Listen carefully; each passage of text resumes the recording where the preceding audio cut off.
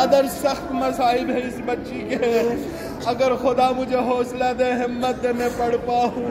زندان شام ہے، جناب سکینہ امام سجاد سے سوال کرتی ہے، اے میرے بھیا اس خرابے میں ہم کب تک رہیں گے؟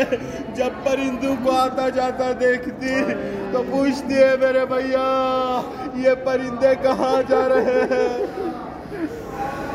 تو امام ارشاد فرماتے، اے میری بہنا یہ پرندے رزق روزی کی تلاش میں جا رہے ہیں۔ جب شام کو وہ پرندے جب واپس آتے ہیں تو جناب سکینہ پوچھتی، اے میرے بھیا یہ بتائیے اب یہ پرندے کہاں جا رہے ہیں؟ امام سجاد نے ارشاد فرمایا، اے میری بہنا اب یہ پرندے اپنے گھروں کو جا رہے ہیں۔ جناب سکینہ نے پوچھا، اے میرے بھیا ہم مدینہ کب جائیں گے؟ ہم اپنے گھر کب جائیں گے؟ اجرکم علی اللہ اجرکم علی ظہرہ۔ جناب سکینہ کی مصیبت عزیزو، خدا آپ سب کو صحت و سلامتی عطا فرمائے، آپ کے بچوں کو صحت و سلامتی عطا فرمائے، ان کے نصیب اچھے کرے۔ جناب سکینہ پر بہت ساری مصیبتیں آئی، ایک رات کو جناب سکینہ گریہ فرماتی ہے، اس قدر گریہ فرماتی ہے کہ دربار یزید سے پوچھنے آ جاتے ہیں کہ بچی کو کیا ہوا ہے، کیوں رو رہی ہے؟ اتنے میں جناب سکینہ کو خاموش کرانے کے لیے سر مولا ابا عبداللہ الحسین کو لایا جاتا ہے۔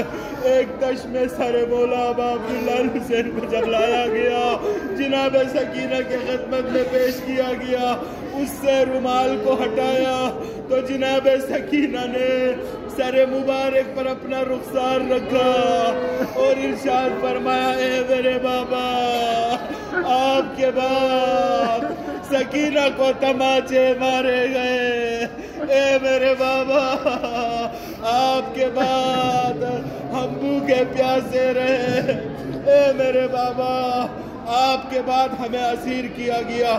اس کے بعد جناب سکینہ غور سے سر مبارک ابا عبداللہ کو دیکھتی ہے اور کہتی ہے، اے میرے بابا یہ تو بتائیے آپ کے چہرے پہ یہ خون کس کا ہے؟